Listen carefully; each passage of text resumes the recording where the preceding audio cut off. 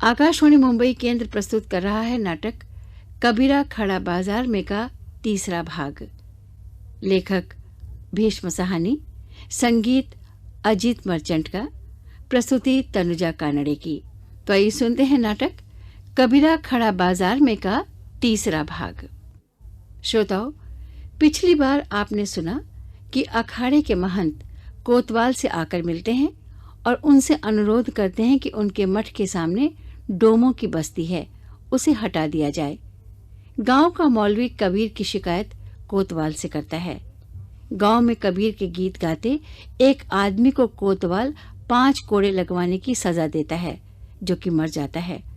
जब इसका पता कबीर को लगता है तो वो अपने दोस्तों के साथ सत्संग लगवाने की बात ठान लेता है। और अब इसके आगे। दोस्ती और ना हो किसी से बैर।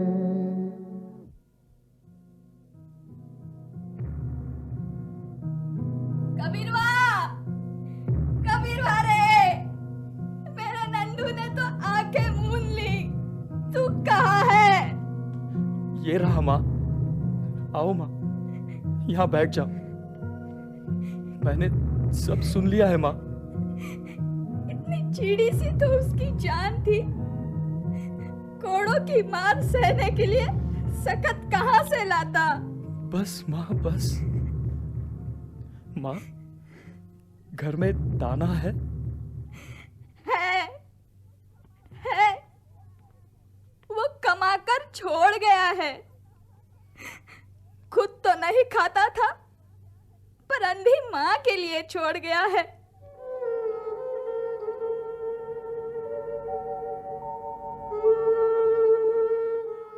मैं भी तेरे कवित गाऊंगी नंदू बेटा, मैं भी तेरे कवित गाऊंगी। हाँ, मैं भी नंदू की तरह गली गली कवित गाऊंगी। और माँ, जो तुम्हें भी कोड़े पड़े तो? जो कोड़े नंदू की पीठ पर पड़े थे, वो मेरी ही पीठ पर पड़े थे। बच्चे पर पड़ने वाले कोड़े माँ की ही पीठ पर पड़ते हैं।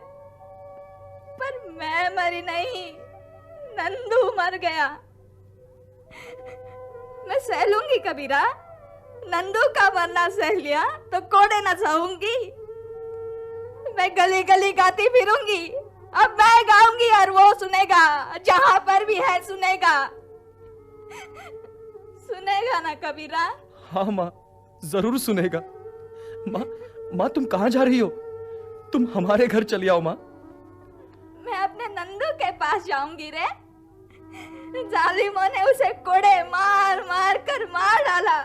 हम भी तुम्हारे साथ चलेंगे माँ। तुम ठहरो कबीरदास, हम माई को छोड़ाते हैं। मैं चली जाऊंगी रे। चलो माई, मैं हम आते चली हैं। जाऊंगी। आइए इस तरफ से माई।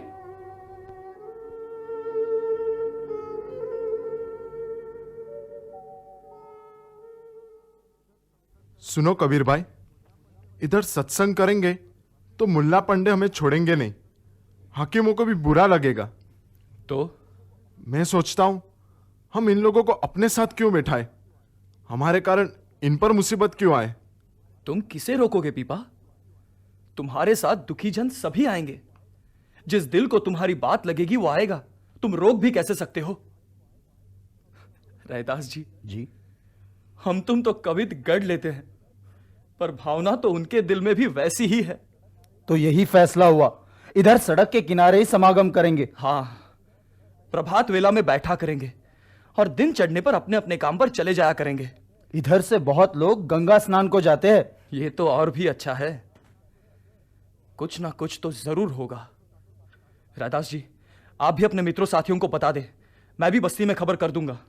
तुमने अच्छी तरह सोच विचार लिया कबीरदास, इसमें बहुत जोखिम होगा।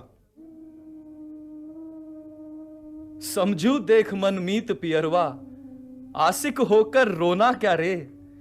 कहे कबीर प्रेम का मार्ग, सिर देना तो रोना क्या रे। अब उस दिन का तुम्हें किस्सा सुनाते हैं पीपा। हमारे गांव में एक साधु महात्मा पधारे, बहुत पहुंचे हुए थे। हमने सोचा चलो साधु महाराज के पास चला जाए। कुछ शंका समाधान कराए। तो हम हाथ जोड़कर उनके सामने जा खड़े हुए। हमने पूछा, महाराज क्या योग साधना करने वाले को घर गृहस्थी छोड़ देना चाहिए? तो हमारी ओर यूं मुंह बनाकर बोले, कौन जात? हमने कहा, आपके सेवक है मालिक। तो फिर मुंह बनाकर बोले, कौन जात? हमने फिर से कहा, बस जात कम जात नी जात मालिक, हम नाई है मालिक। तो उन्होंने डंडा उठा लिया और हम वहां से भाग खड़े हुए। अरे आओ बशीरा भैया आओ। आदाब अर्ज है। ये बशीरा है, हमसे कहता था सत्संग होगा।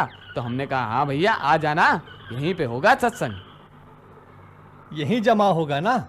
हमने सोचा अभी छिड़काव में देर है, यहीं से होकर सीधे काम पर चले जाएंगे। हाँ हाँ क्यों नहीं। तुम भी बशीरा काशी के रहने वाले हो? ये भली पूछी भैया। अब सुनाएं तुम्हें हम कहाँ के रहने वाले हैं? हाँ हाँ कहो कहो। कहाँ से शुरू करें? दादा से, परदादा से, जहाँ से कहो। जहाँ से तुम्हारा जी चाहे। तो सुनो, हमारे परदादा 5 भाई थे, पांचों दिल्ली में रहते थे। मोहम्मद बिन तुगलक की अमलदारी थी। अब बादशाह सलामत ने कूच का हुक्म दे दिया रियाया को कि चलो सब दौलताबाद। तो ये पांचों भाई भी दौलताबाद के लिए रवाना हो गए। फिर 2 तो रास्ते में ही खत्म हो गए, बाकी बचे 3। वे दौलताबाद बखूबी पहुंच गए। अच्छा, फिर क्या हुआ? कुछ साल बीते कि बादशाह ने फिर कूच का हुक्म दे दिया कि चलो वापस दिल्ली। तो 2 रास्ते में लौटते हुए खत्म हो गए। बचा रहा 1, वो हमारे परदादा थे। अब आगे सुनो। बशीरा, वो कौन था जिसकी फकत एक टांग दौलताबाद पहुंची थी? वो भी तो तुम्हारे रिश्ते का ही था। वो हमारे परदादा का चचाजाद भाई था। उसकी एक टांग दौलताबाद कैसे पहुंची? वो वहां जाना नहीं चाहता था भाईजान। शाह के सिपाही उसे घसीट घसीट कर ले जा रहे थे। वो रास्ते में धीरे धीरे खत्म होता गया। एक एक पड़ाव पर जिस्म का एक एक हिस्सा कम होता गया।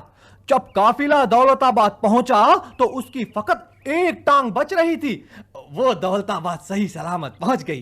फिर जब तुगलक बादशाह ने दौलताबाद पहुंचकर इनामात तकसीम किए तो एक सिपाही ने वो टांग दिखाकर 100 दिनार इनाम के पाए और उसे सूबेदार बना दिया गया। अरे वाह वाह। अब हमारे परदादा के भी 5 बेटे थे, पांचों के पांचों खूब गरान डील जवान।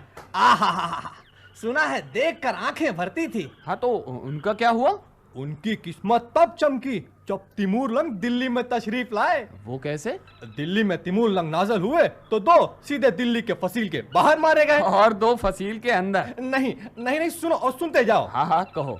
2 फसील के बाहर मारे गए। अब तिमूरलंग बड़ा मजहबी बादशाह था। अल्लाह का नाम लेकर ही तलवार उठाता था। अल्लाह का नाम लेकर ही उसने 1 लाख बाशिंदों को अगले जहान पहुंचा दिया। फिर जब ये सवाब का काम पूरा कर चुका तो उसे ख्याल आया कि इस अजीम कत्लेआम की याद में एक मस्जिद बनवानी चाहिए, ऐसी मस्जिद जिसका गुंबद आसमान को छुए। उसने फैसला किया कि ये मस्जिद उसके वतन समरकंद में बनेगी। वाह, बड़ा फनकार था वो बादशाह। मस्जिद का खाका अपने हाथ से तैयार किया था। फिर अब बादशाह सलामत ने फैसला किया कि इस मस्जिद को बनाने के लिए दिल्ली से ही मेमार, फनकार और मजदूर ले जाने चाहिए। खूब। मगर दिल्ली में तो कोई बचा नहीं था। खूब 1 लाख आदमी जो मौत के घाट उतारे जा चुके थे। अच्छा। फिर? पर मेरा दादा बच गया था और उसके 2 भाई भी बच गए थे। फिर पहले तो तिमूर के बहादुर सिपाही लूटपाट करते रहे, दिल्ली की गलियों में घुस घुस कर औरतें उठाते रहे। तो अब एक रात तिमूर के सिपाही हमारे दादा की गली में घुस आए। उधर वो मोहल्ले में घुसे, इधर तीनों भाई की औरतें तहखाने में घुस गईं। वे समझे बैठी थी कि उन्हें उठाने आए हैं, दरअसल वे उनके खाविंदों को उठाने आए थे। तिमूर को मस्जिद बनाने के लिए मेमार और मजदूर तो दरकार थे। वाह वाह। फिर 2 भाई तो यहीं धर लिए गए और समरकंद भेज दिए गए। बाकी बचा 1। वो उस वक्त घर पर नहीं था। वो अपने भाइयों की लाशें ठिकाने लगाने गया हुआ था। वो हमारा बाप था। अच्छा। अब हमारे बाप के भी 5 बेटे थे। अब जब ये हेलो, रैदास जी भी आ गए। आइए रैदास जी, हमसे तो कहते थे जल्दी पहुंच जाना और खुद देर से आए हैं। हाँ सेना, देर हो गई भैया। लो, और लोग भी आ गए हैं। कहाँ बैठने का विचार है? यहीं सड़क के किनारे मंडली जमाएंगे। एक बार मंडली जम जाए, भाई लोगों को पता चले कि संगत बैठती है, फिर चिंता की कोई बात नहीं। लो कबीर भाई भी आ गए। लो, इधर तो भक्तजन पहले से बैठे हैं, हम ही देर से पहुंचे। यहां डेरा जमाया है? जी। अच्छा है। इधर नजदीक में ही हमें गुरु दीक्षा मिली थी। कहाँ? इधर पास ही में, पंचगंगा घाट पर। इसी घाट की सीढ़ियों पर हमें गुरु दीक्षा मिली थी। ऐसा ही प्रभात का समय रहा होगा। प्रभात के समय में घाट की सीढ़ियों पर? हाँ, ऐसे भी कभी गुरु दीक्षा मिलती है? हम बताते हैं। हमें किसी ने कहा कि गुरु महाराज पौ फटने से पहले रोज स्नान करने के लिए पंचगंगा घाट पर उतरते हैं। तो हमने कहा बस ठीक है। रात पड़ते ही हम वहां पहुंच गए। हम घाट की एक सीढ़ी पर पसर गए और चादर ओढ़ ली। वहां की सीढ़ियां बड़ी संकरी है, तो हमने सोचा महाराज इधर से उतरेंगे तो हमें छुए बिना तो निकल नहीं सकते। उनका पांव जरूर हमसे टकराएगा। उनके चरण हमें छू जाए, हमारी गुरु दीक्षा हो जाएगी। फिर वही हुआ, पास से गुजरे तो उनका पांव हम पर पड़ गया। अब वे स्वयं तो जानते भी नहीं कि कबीर नाम का कोई जुलाहा है जिसे उन्होंने दीक्षा दी है। हम तो दूर से पहले भी उन्हें निहारा करते थे और अब भी निहारा करेंगे। उनके चेहरे का नूर देखकर ही हमने कहा, लाली मेरे लाल की जित देखूं तित लाल, लाली देखन मैं गई, मैं भी हो गई लाल।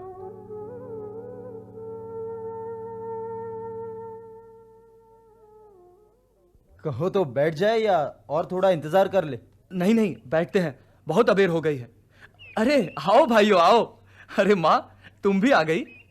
हाँ, आ गई कबीरा। आओ माँ, यहां बैठ जाओ।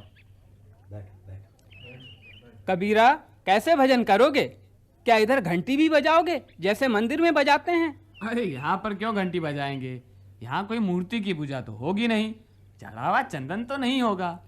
ठीक है, यहाँ पर क्यों घंटी बजाएंगे? पूछ लिया, बस पता चल गया। जो बात पता नहीं हो पूछ लेनी चाहिए। मुंह किस ओर करके बैठना होगा कबीरदास? चढ़ते की ओर ना? कबीरवा, मैं पूछ रहा था, मुंह किस ओर करके बैठना होगा? चढ़ते की ओर ना? कबीरवा, मैं पूछ रहा था, मुंह किस ओर करके बैठना होगा? चढ़ते की ओर ना? जिस ओर तुम्हें भगवान नजर आए। तुम्हें किस ओर नजर आते हैं? मुझे तो चारों ओर नजर आते हैं। यह भी तुमने खरी कही, पर चारों ओर मुंह करके कोई कैसे बैठ सकता है? जिस ओर तुम्हारा मन आए तुम उसी ओर मुंह करके बैठो। तू किस ओर मुंह करके बैठेगा? मैं तो तुम्हारी ओर मुंह करके बैठूंगा। तो अच्छी बात है, हम भी तेरी ओर मुंह करके बैठेंगे। अब कबीर हुआ, तुम कुछ सुनाओ। हाँ। सुनाओ कबीरा भाई।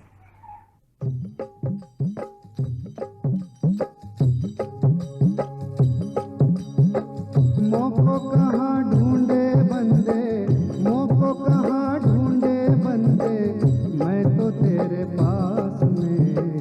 ना मैं देवल, ना मैं मस्जिद, ना काबे कैलाश में। मोको कहाँ ढूंढे बंदे, मैं तो तेरे पास में। ना मैं देवल, ना मैं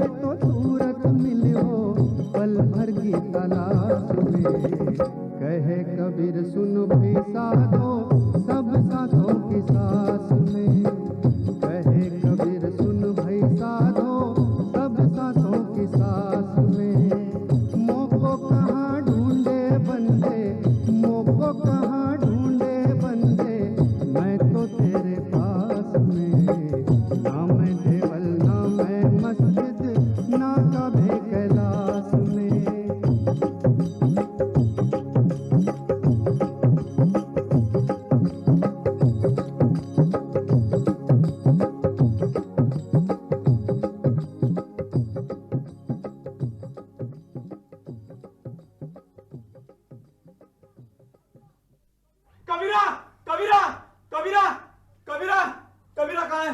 कबीरा, अरे क्या हुआ भाई? आग लगी है। कहाँ आग लगी है? कबीरा की झोपड़ी में आग लगी है, सारी बस्ती में आग फैल रही है।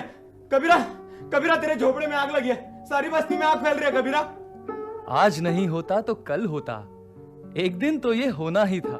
कबीरा, माँ, बापू वे तो सही सलामत है। तेरे बापू को लपट लगी है, उसके दोनों हाथ झुलस गए, वो कपड़े लत्ते बटोर रहा था। कबीरा, क्या बापू के दोनों हाथ जल गए? माँ कहाँ है? तुम्हारी दोनों खड्डियां भी जल गई है, वहां धुआं ही धुआं भर गया है। कबीरा, कबीरा, तुम्हारा झोपड़ा तो जल गया है, तो तुम मेरे वहां रहने चले आओ। तेरा अपना ही ठिकाना नहीं है सेना, तू 3 जनों को कैसे रख पाएगा? बस्ती में बहुत लोग हैं, उनका बहुत सहारा है। मैं चलूंगा, सत्संग लगाए रखेंगे भैया, सत्संग लगाए रखेंगे। रैदास जी, सत्संग लगाए रखेंगे। अब बैठना छोड़ दिया तो हमें कोई नहीं बैठने देगा, सत्संग लगाए रखेंगे। कबीर भैया, हम हर तरह से तुम्हारे साथ हैं, पर हम ये भी नहीं चाहते कि तुम पर आंच आए। ये मजहबी लोग और हाकिम हाथ धोकर तुम्हारे पीछे पड़े हैं, ना जाने किस दिन क्या कर बैठे। हंसी हंसी कंत न पाइए, जिन पाया तिन रोई। जो हंसी हंसी ही हरी मिले, तो न दुहागिनी कोई। सत्संग लगाए रखेंगे भैया, सत्संग लगाए रखेंगे। हाँ हाँ, सत्संग लगाए रखेंगे। हाँ हाँ हाँ, चलो शुरू हो जाओ। हाँ हाँ, हाँ, चलो चलो चलो चलो भाइयों सब। हाँ हाँ, चलो। हाँ। मोको कहाँ ढूंढे बंदे, मोको कहाँ ढूंढे बंदे, मैं तो तेरे पास में। ना मैं देवल, ना मैं मस्जिद, ना काबे कैलाश में। मोको कहाँ ढूंढे बंदे, मैं तो तेरे पास में। ना मैं देवल, ना मैं मस्जिद, ना काबे कैलाश में।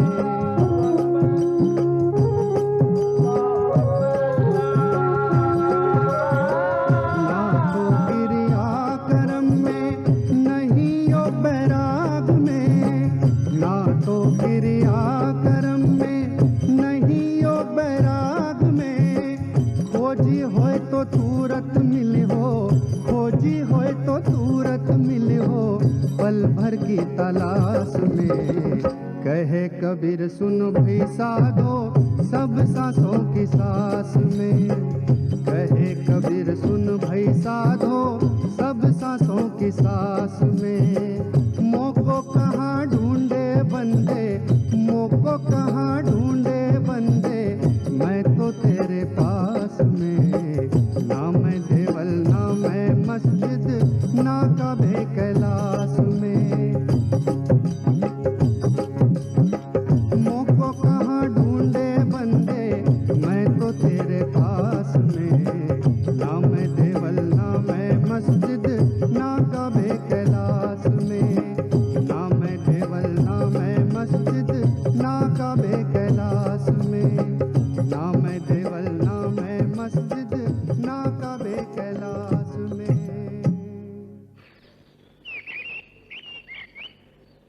सेना, कल तू 80 घाट पर उस साधु से क्या कह रहा था? कौन, मैं? अरे मैं तो शास्त्रार्थ कर रहा था। हो गया शंका समाधान। कितने लठ पड़े। अरे भाई, उन्होंने लठ उठा लिया और बहुत से पंडे इकट्ठा कर लिए। वही महादेव, वही मोहम्मद, ब्रह्मा आदम। सब झगड़ा कबीर के कवित्व का है। उसे कवित्व सूझ जाए तो लेने के देने पड़ जाते हैं भैया। अरे वाह, यहाँ तो चौकड़ी पहले से जमी है जी। ये क्या उठा लाए? कपड़े का थान है भैया, और क्या होगा। कल नहीं बिक पाया था सो आज बेचने निकले हैं। पिछले 1 महीने से यही थान तुम्हारे कंधे पर देख रहा हूँ। कभी थान बेचे हो तो जानो। अरे, जो बेचने निकले हैं वे कुछ नहीं जानते तो भला हम क्या जानेंगे। कल मैं तुम्हारे घर गया था कबीरा, पर तुम्हारे अब्बा ने बाहर से ही चलता कर दिया। बोले कोई नहीं है कबीर इधर, इधर मत आया करो। पर तुम्हारी मैया बाहर निकल आई, बोली बेटा कबीरवा को कुछ समझाओ, उससे कहो या बकवास छोड़े और बैठकर खड्डी चलाए। अरे मैं तुम्हारे घर जाता हूं तो तुम्हारे बापू मुझे चलता कर देते हैं। अच्छा पीपा, तुम घर गए थे पर माँ ने तो नहीं बताया। तुम्हें क्या कहती, वे लोग तो तुम्हारा ब्याह करने पर तुले हुए हैं। तुम माई के सलाहकार कब से बने? सुनो पीपा, ये माई के चक्कर में नहीं पड़ना। तुम्हें वो यों फांस लेगी पता भी नहीं चलेगा। और तुम घर घर गली गली मेरे लिए दुल्हन ढूंढे फिरोगे। तुम माई को नहीं जानते।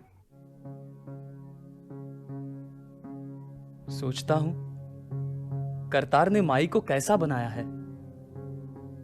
न मैं उसका बेटा, न वो मेरी माई, फिर भी सारा वक्त वो मुझे अपनी छांव में लिए रहती है। जब कोई आंधी चलती है तो अपनी दुबली सी काया से मुझे ओट में ले लेती है कि आंधी बवंडर के थपेड़े उस पर पड़े और कबीरा बच जाए। इतनी छोटी सी तो है ये मेरी माई, फिर भी समझती है सभी मुसीबतों से मुझे बचा लेगी। माई के दिल में जैसे कोई बाती जलती रहती है, प्रेम की बाती। उसी की लौ में वो सारा वक्त जीती है। कहां पहुंच गए कबीरवा? क्या सोच रहे हो? सोच रहा हूं जिसके दिल में प्रेम है उसके दिल में भगवान वास करते हैं।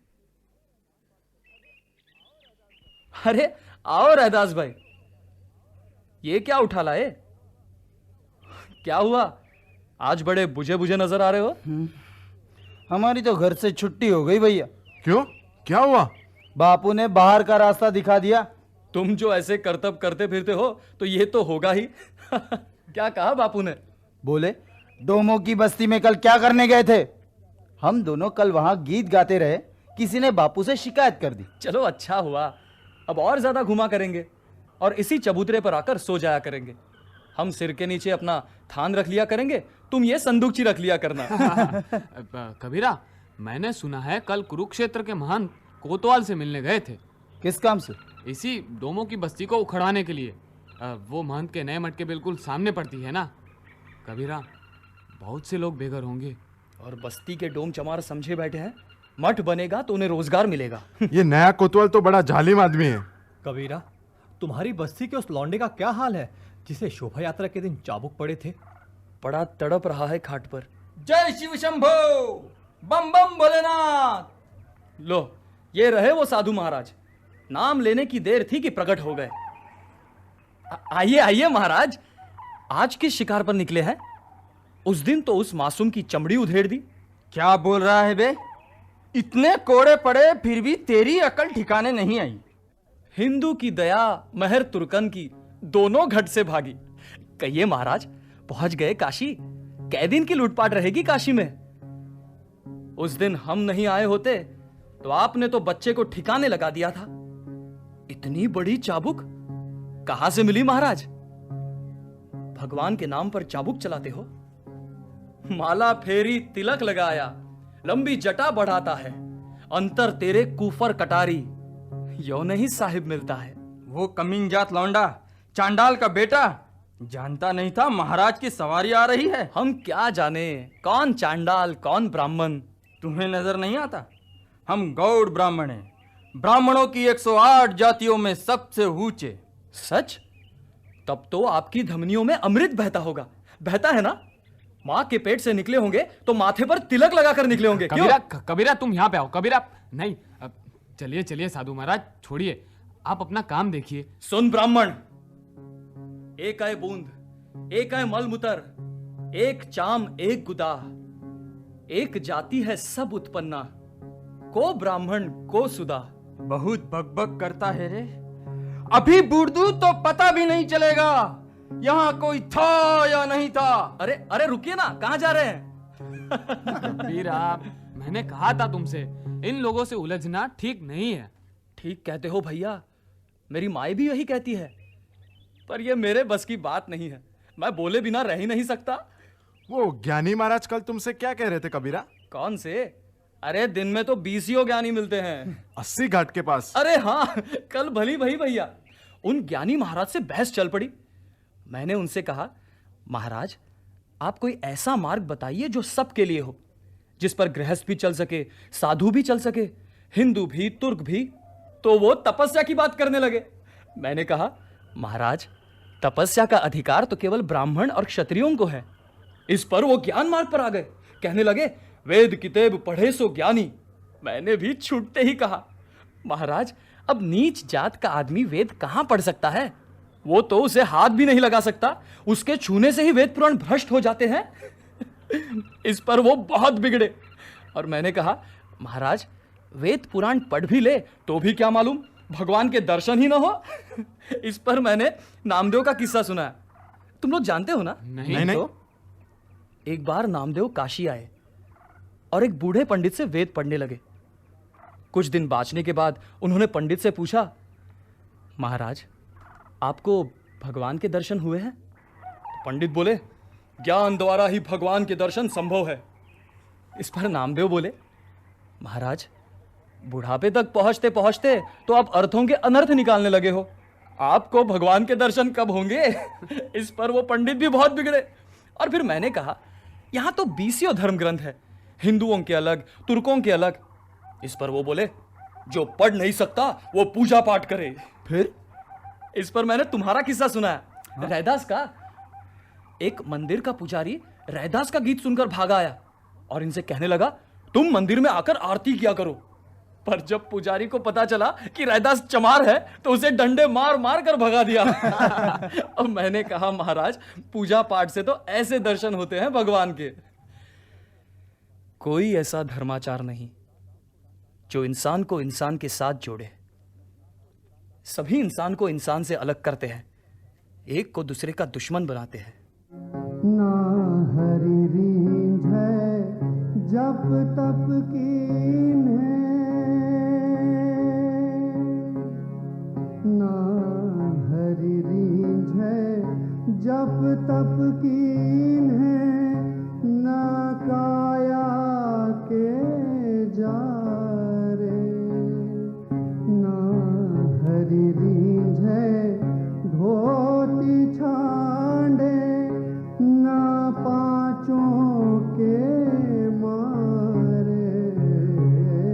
जब मैं भुला रे भाई मेरे सद्गुरु जुगत लखाई, जब मैं भुला रे भाई। अभी आप सुन रहे थे कबीरा खड़ा बाजार में का तीसरा भाग, जिसके लेखक थे भीष्म सहानी, संगीत अजीत मर्चेंट का था, निर्माण सहयोग अमोल शिंदे, मेधा पिल्ले, प्रस्तुति तनुजा कानड़े की थी। ये नाटक हमारे आकाशवाणी मुंबई केंद्र की भेंट थी।